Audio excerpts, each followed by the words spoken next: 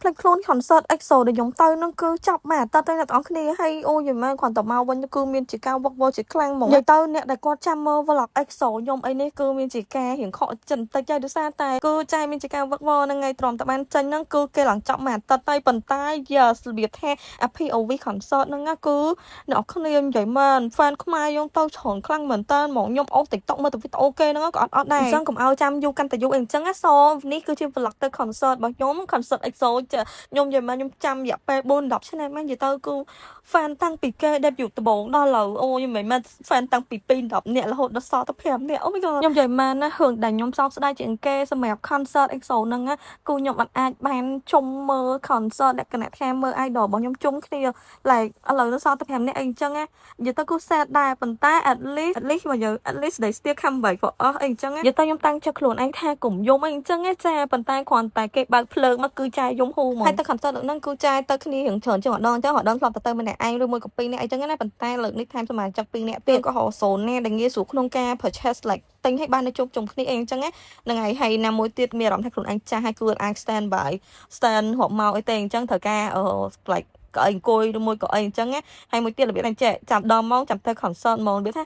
ទ្រាំតែមានលុយទៅមើល concert ហ្នឹងគឺមានអារម្មណ៍ខ្លួនឯងចាស់ហ្មងអត់មានកម្លាំងហ្មងបាក់កម្លាំងហ្មងប៉ុន្តែអាភាពចាស់របស់ចាយហ្នឹងគឺធម្មតាធ្វើដំណើរឬមួយក៏ stand by thank you ឈរចាំអីទេណាប៉ុន្តែនៅគ្រាន់តែពេល concert start ណាគឺចាសម្រាប់រេតស័យចូលខ្លួនចានិយាយទៅបើសិនចាញ់គេគឺចាយដោះកន្លៅរបស់ចៅនៅពេលហ្នឹងហ្មងនិយាយថាចាមនុស្សលៀងពងកឈើគេអត់ឲ្យប្រើសលេងខ្លាំងៗប៉ុន្តែ concert នេះគឺចាយសុំហ្មងចាហាមខ្លួនឯងអត់បានទេអ្នកអរគ្នា like អា fan chain អីហ្នឹងគឺ oh my god like យើងសមរាប់ឆ្នាំណាសមតាំងពីក្មេងតាំងពីទូចហើយបាត់ជំនាញគេចេះមកបាត់ណាក៏យើងចេះដែរហើយទុកអីហើយបើនិយាយទៅសម្រាប់ idol ខ្ញុំម្នាក់មែន oh my god ចានិយាយទៅគូឆ្វាចាំងមកពីចងាយក៏ខុនចាំងនិយាយទៅរបៀបចឹងអូយហើយបើនិយាយពីថាច្រកគេវាខ្លាំង I love វាថាខ្ញុំស្រឡាញ់មិនខុសពិតមែនវាថាអ្នកខ្លះពេលដែលគាត់មកអញ្ចឹងគឺរបៀបថាយើងឬមួយក៏អីអញ្ចឹងរបៀបថាយ៉ាងមិនក្តៅមិនអីចឹងទៅវាប្រហែលជារបៀបថារៀងហត់រៀងអីចឹងប៉ុន្តែនេះអត់ទេអ្នកគ្នាខ្ញុំនិយាយមែនហត់ដឹងហត់ប៉ុន្តែ energy គេ perform ឬមួយក៏គេលេងមួយ fan ហ្នឹងគឺ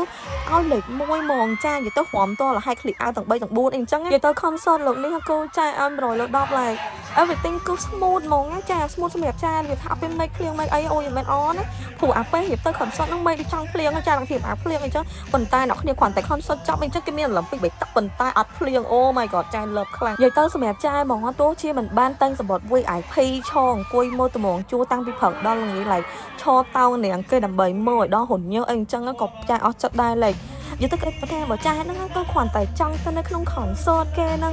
ហើយលក្ខណៈថា enjoy the moment ជាមួយនឹង EXO ទាំងអស់គ្នាជាមួយនឹង Eric អញ្ចឹង like អូយនិយាយទៅអារម្មណ៍ហ្នឹងតើតែ fan K-pop បានយល់ហើយនិយាយមែនណាអាសម្បត្តិ concert ហ្នឹងខ្ញុំតាំងចិត្តហ្មងថាបើសិនជាខ្ញុំទិញអត់បានណាក៏ខ្ញុំនៅខកក៏ខ្ញុំត្រូវតែទៅកន្លែងហ្នឹងហើយឈរខាងក្រៅលបងរំជ្រៀកដែរប៉ុន្តែខ្ញុំទិញបាន so like វា success for me ហ្មងនិយាយទៅ for now គឺចាអស់ចិត្តទៅជាមួយនឹង concert EXO ប៉ុន្តែបើសិនជាថ្ងៃណាមួយពួកគាត់ comeback ជាមួយនឹងសមាជិក9នាក់វិញទៀតគឺចាយនឹងទិញ VIP ticket ខ្ញុំហ៊ានទៅនេះខ្ញុំនិយាយមែនទោះបីចាស់ជ្រាមិនក៏ដោយខ្ញុំត្រូវតែបុកវីតាមីនទៅដែរលក្ខណៈថាឲ្យ